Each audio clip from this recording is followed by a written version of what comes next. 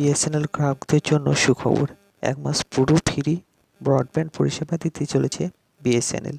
এর জন্য কোনো টাকা দিতে হবে না, একবারেই ফ্রি দিচ্ছে বিএসএনএল। এছাড়া জিও পিছিয়ে নেই, সস্তা করলো তাদের কিছু ভাউচার। গোটা দেশ তথা বিশ্ব করোনার ভাইরাসে আক্রান্ত, ভারতও তাতে ব্যতিক্রম নয়।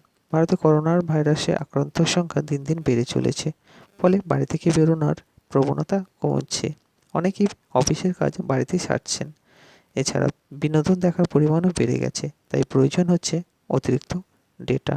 সে কথা মাথায় রেখেই বিএসএনএল 1 মাস পুরো ফ্রি ব্রডব্যান্ড পরিষেবা দিতে চলেছে। এর জন্য তাদের কোনো লাইনে দাঁড়িয়ে অ্যাপ্লিকেশন জমা দিতে হবে না।